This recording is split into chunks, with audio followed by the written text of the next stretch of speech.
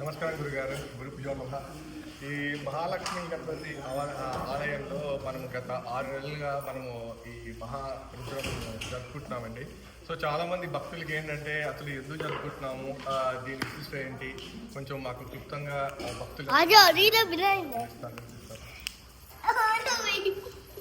శ్రీ గురుభ్యో మహాగణాధిపతయే నమః. నమస్తే రుద్రమన్యవభుతో సహిషవే నమః. నమస్తే హన్మనే బాహుభ్యామృతతే నమః. మనం మన దేవాలయంలో, లక్ష్మీ గణపతి దేవాలయంలో ఎన్నో రకాలైనటువంటి కార్యక్రమాలు చేసుకుంటూ ఉన్నాం. దీంట్లో ప్రధానంగా ఇప్పుడు గత కార్తీక మాసం నుంచి ప్రారంభం చేసి నడుస్తున్నటువంటిది మహారుద్రం అని దీనికి. ఈ రుద్రము ప్రత్యేకంగా పరమేశ్వరుని కోసం ఈ రుద్రాధ్యాయం అనేటువంటిది పరమేశ్వరునికి డెడికేటెడ్ చేయబడినటువంటిది, ఈశ్వర సంబంధమైనటువంటిది. శివుని యొక్క విశేషాలన్నింటినీ కూడా దాంట్లో. ముఖ్యంగా మనం తెలుసుకోవాల్సినటువంటిది ఏమిటంటే, అసలు మనం చేస్తున్నటువంటి పూజ ఏ దైవం గురించి, ఆ దైవము యొక్క విశేషం ఏమిటి అని. దీంట్లో ఏమని చెప్తారంటే, మహారుద్ర మన్యుర్దేవతా ప్రీత్యర్థం అని చెప్తారు. మన్యు అంటే అర్థం క్రోధము, కోపము అనేటువంటిది మన్యు శబ్దానికి మామూలుగా చెప్పేటువంటి అర్థం. అయితే మరి ఈ క్రోధమూర్తి అంటే ఇప్పుడు మనం చెప్పేటువంటి రుద్రంలో కూడా నమ్మకంలో మొట్టమొదటి మంత్రానికి మనం చెప్తున్న ఏమిటి అంటే, నమస్తే రుద్రమన్యవ.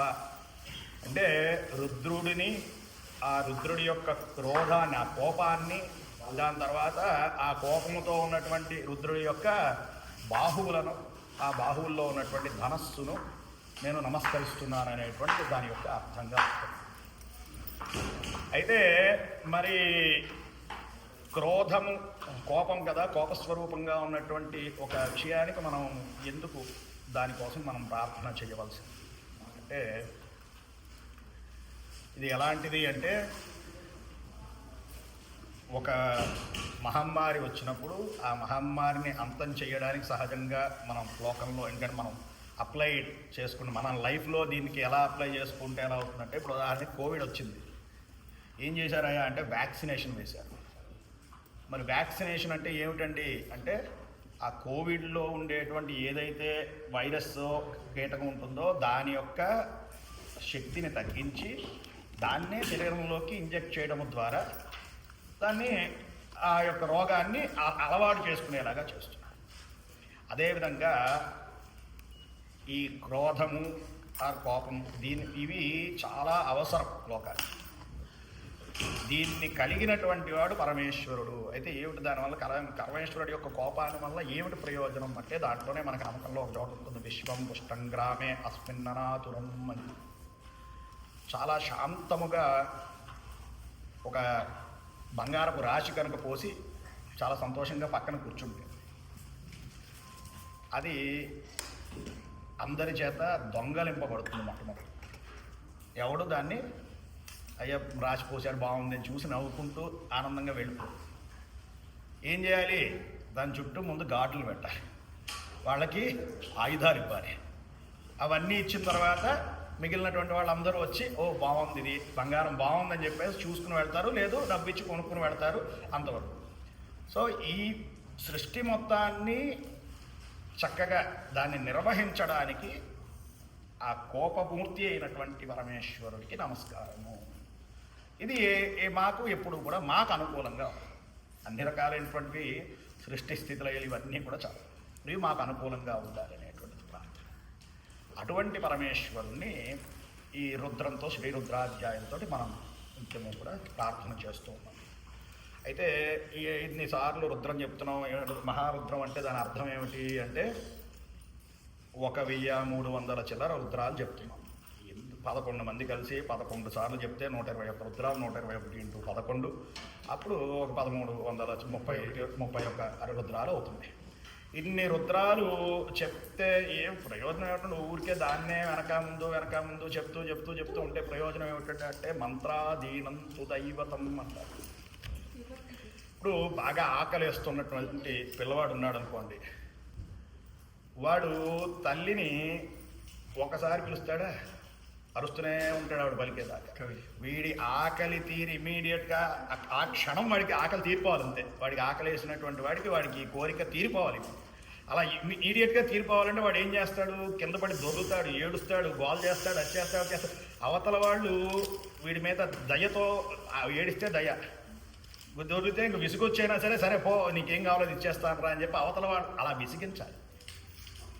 అంత ఇదిగా చెయ్యాలి అంటే ఒక పసిపిల్లవాడు తన తల్లిని ఎంత ఆర్తితో తనకు కావాల్సింది అడుగుతాడో, భక్తుడు కూడా భగవంతుడిని అంతే ఆర్తితో అడగడం వలన మాత్రమే తాను కోరుకున్నటువంటిది ప్రాప్తిస్తుంది. ఇది మామూలుగా మనందరికీ జీవితంలో జరిగేటువంటి విషయం. అలాగే ఇన్నిసార్లు రుద్రం చెప్పడం ద్వారా మంత్రాధీన మననాతు త్రాయతే ఇది మంత్ర అని చెప్పి మంత్రార్థం.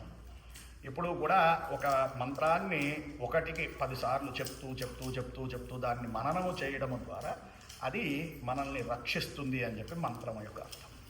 కాబట్టి ఈ పరమేశ్వరుణ్ణి గూర్చినటువంటి ఈ రుద్ర అధ్యాయం ఏదైతే ఉన్నదో దాంట్లో ఈశ్వరుణ్ణి ఎన్నో రకములుగా స్తుతిస్తారు. సమస్తమైనటువంటి నమస్యశ్వ్యాయ చ ఫేన్యాయ చ, మొత్తం ఒక గడ్డి పరక దగ్గర నుంచి బ్రహ్మాండం వరకు కూడా అంతా నీ స్వరూపమే స్వామి. అయితే మనం చెప్పడం చాలా తేలిక. అందరం ఏం చెప్తారంటే ఏకో విష్ణు, ఒక్కడే ఉన్నాడండి, అంతా కలిపి ఒకటే. ఏకం సద్విప్రా బహుదా వదంతి అని, అంటే పరమేశ్వరుడు ఒక్కడే అని చెప్పడం చాలా సులువు. కానీ దాన్ని ప్రాపర్గా తెలుసుకుని దాని యందు లీనం అవ్వడం చాలా కష్టం. కాబట్టి అది చెయ్యాలంటే ఏం చెయ్యాలండి అంటే ఎల్కేజీ పిల్లాడికి పిహెచ్డి పాఠాలు చెప్పాలి, ఎల్కేజీ పిల్లవాడికి ఎల్కేజీ పాఠాలే. అలాగా మంత్రాన్ని మననాత్ మళ్ళీ చెప్తూ ఉండడం ద్వారా దాని లోపలికి వెళ్ళగలగాలి. నా రుద్రో రుద్రమర్చయేతు సోహం భావేన పూజయేత్ అంటే ఆ లోపలికి వెళ్ళడానికి ఇది ఒక మార్గము మాత్రమే. మంత్రము ఒక మార్గముగా మనం దీన్ని తీసుకుని దాన్ని మనం అలా చేస్తూ వెళ్తూ ఉన్నాం. ఇంకొకటి, ఇంత మహారుద్రం చేయడం వల్ల వచ్చేటువంటి ప్రయోజనం ఏమిటి అంటే ముందే చెప్పిన విశ్వం పుష్టం గ్రామే అస్మిన్ననాతురం. ఇది కేవలం ఎవరో ఒకరి ప్రయోజనం కోసము, ఎవరో ఒక్కళ్ళకి దాని యొక్క శక్తి అవ్వడం కోసము అయ్యేటువంటివి కాదు. ఇవి విశ్వ కళ్యాణకారకములు. అంటే ఈ మంత్రాన్ని మననము చేయడము ద్వారా, దానికి సంబంధించినటువంటి హోమము చేయడము ద్వారా, లేకపోతే ఆ అభిషేకాదులు, ఆ అర్చనలు, ఆ మంత్ర జపం చేయడం ద్వారా సమస్త విశ్వానికి కూడా ఆ శాంతి చేకూరుతుంది అని చెప్పి పెద్దలు చెప్తారు. కాబట్టి మళ్ళీ చేస్తూ ఒకసారికి ఇంకొకసారి అలా చేస్తూ ఉండడం ద్వారా దాని యొక్క ఆ శక్తి, దాని యొక్క ఏదైతే ఎసెన్స్ ఉంటాయో దాని ఫలము విశ్వవ్యాప్తంగా అందరికీ కూడా అది కలగాలి. తద్వారా ఈశ్వరానుగ్రహం అందరికీ కూడా కలగాలి. ఇటువంటి కేవల దృష్టి చేత మనం ఈ మహారుద్రం అనేటువంటిది ఇప్పుడు చేస్తూ ఉన్నాము. ఇంకా రాబోయే రోజుల్లో ఆశ్వీజ మాసం చివరి రోజు కూడా ఈ మహారుద్రం అనేటువంటిది ప్రతి నెల జరుగుతుంది. చాలా బాగా ఎక్స్ప్లెయిన్ చేస్తారండి. వచ్చింది ఇంకొక క్వశ్చన్. సో మనము ఈ మహారుద్రము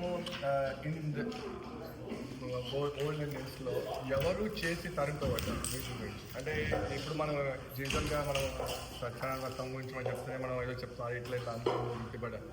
ఇలాగే ఈ మహారుద్రాన్ని ఇది వరకు మన పూర్వీకులు ఎప్పుడు చేశారు, వాళ్ళకి ఎటువంటి మహారుద్రము అని కాదు, కేవలం రుద్రాధ్యాయాన్ని అనుసరించి, లింగపురాణాన్ని అనుసరించి గౌతమాది మహర్షులందరూ కూడా, సప్తఋషులు కానివ్వండి, గౌతముడు మొదలైనటువంటి మహర్షులు కానివ్వండి, చివరికి శ్రీ మహావిష్ణువు బ్రహ్మగారు కూడా ఈ రుద్రుణ్ణి పట్టుకుని రుద్రాధ్యాయాన్ని చేసి వారు తమ యొక్క ఆయా స్థితులను పొందారు అని చెప్పి మనకి లింగ పురాణం చెప్తూ ఉంటుంది, శివమహాపురాణం ఇవన్నీ కూడా చెప్తున్నాయి. అయితే ఒక విషయం ఏమిటి అంటే మిగతా దేవతల యందు కాస్త మనస్సు లగ్నం చేయడం అనేటువంటిది కొంచెం సులభం అవ్వచ్చు. ఒక్కొక్క దేవతను చూస్తే ఇప్పుడు విష్ణుమూర్తికి ఎందులో లగ్నం చేయడం కొంచెం సులభం అయ్యి ఉండొచ్చు, అమ్మవారి ముందు మీద కాస్త లగ్నం చేయడం కొంచెం సులభం అవ్వచ్చేమో, కానీ అక్కడ ఫలం రావడం చాలా కష్టం. మనకి సులువుగా ఏదైతే జరుగుతున్నదో అక్కడ ఫలితం అనేటువంటిది చాలా నిదానంగా వస్తూ ఉండడం అనేటువంటిది సహజంగా జరుగుతుంది. మీరు ఏ పురాణ ఇతిహాసాలు చూసుకున్నా కూడా అవన్నీ చెప్తూ ఉంటాయి. కానీ పరమేశ్వరుడి యందు మనస్సు లగ్నం అవ్వడమే చాలా కష్టం. అక్కడికి వెళ్ళడమే చాలా కష్టంతో కూడుకున్నటువంటి పని. ఎందుకంటే ఇది ఎందుకు పార్వతీ కళ్యాణం అప్పుడు పార్వతీదేవి వాళ్ళ హిమవంతుడు కూడా ఏమిటయా ఇలా ఉన్నాడు, ఆ మేనకేమో ఇలా ఉన్నాడు, ఏమిటి పరమేశ్వరుడు ఇంకెక్కడో శ్మశానంలో తిరిగేటువంటి వాడు. చాలామంది యొక్క ఇదేమిటి అంటే పరమేశ్వరుడిని పూజ చేస్తే ఏమొస్తుంది మనకి అని ఒక లక్ష్యం, ఒక ఇది. అయితే చాలామందికి తెలియనటువంటి గొప్ప విషయం ఏమిటంటే ఐశ్వర్యం ఈశ్వరాదిచ్చేది. అంటే పరమేశ్వరుడే ఐశ్వర్యాన్ని ఇవ్వగలడు. ఇంకా సృష్టిలో పరమేశ్వరుడికి మించి, శివుడికి మించి ఐశ్వర్యాన్ని ఇవ్వగలిగేటువంటి వాడు ఇంకెవడూ లేడు. ఏమంటే అది కాబట్టి లక్ష్మీదేవిని పూజ చేస్తే మనకు ఐశ్వర్యం వస్తుంది కదండి అంటే, లక్ష్మీదేవికి CEO పదవి ఇచ్చాడు, కుబేరుడికి మేనేజ్మెంట్ ఇచ్చాడు. అంతే తప్ప మొత్తం పైన ఉన్నటువంటి చెక్ పవర్ కానీ అదంతా ఉన్నది ఆయన దగ్గరే. మరి ఏమంటే అన్నీ ఉన్నటువంటి వాడు మరి బూడిద రాసుకుని తిరుగుతాడంటే ఎందుకండి అంటే,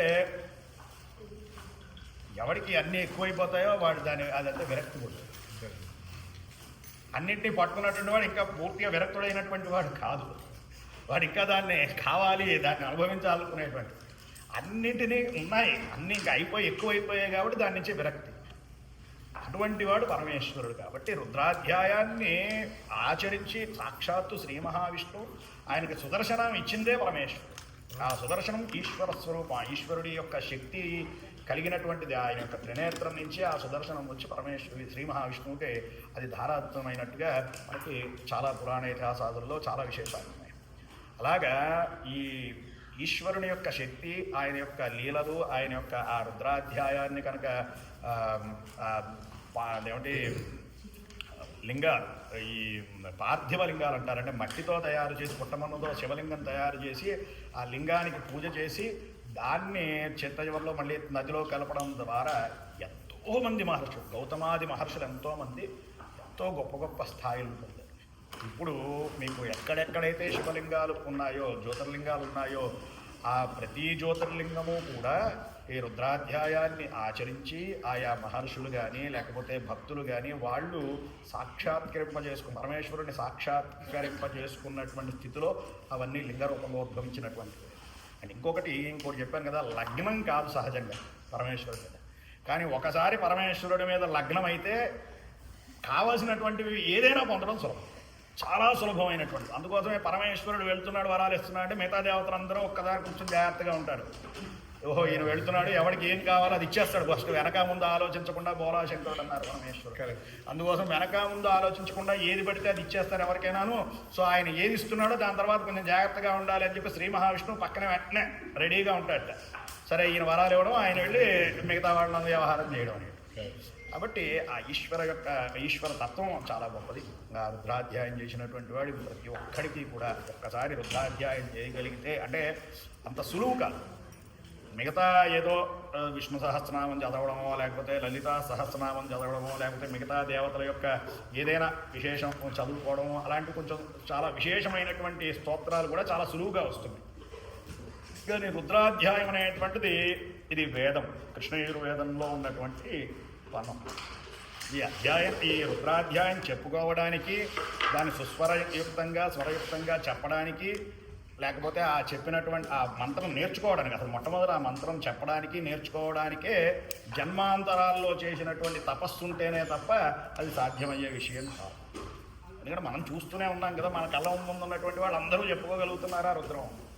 చెప్పినటువంటి వాళ్ళందరూ దాని యొక్క ఫలాన్ని కానీ పొందగలుగుతున్నారా అంటే అటువంటి అది చక్కగా సత్వరయుక్తంగా చెప్పడం, ఆ మంత్రాన్ని నేర్చుకోవడం, నేర్చుకున్న దాన్ని మళ్ళీ వినియోగం చేసిన తర్వాత ఆ ఈశ్వరానుగ్రహం పొందడం అనేటువంటిదే ఆ రుద్రాధ్యాయాన్ని చేయగలిగేటువంటి అంటే శివార్చన చేయగలిగేటువంటి ఫలితంగా చెప్పవచ్చు. బాగుంది, చాలా బాగా చెప్పారు. ఇంకో ఈ డాలస్లో మీరు ఇలా పూజలు మహారుద్రం చేసినందుకు మాకు చాలా ఆనందంగా ఉందండి. చాలా ఋతువికులు ఎంతో మంది ఉన్నాము.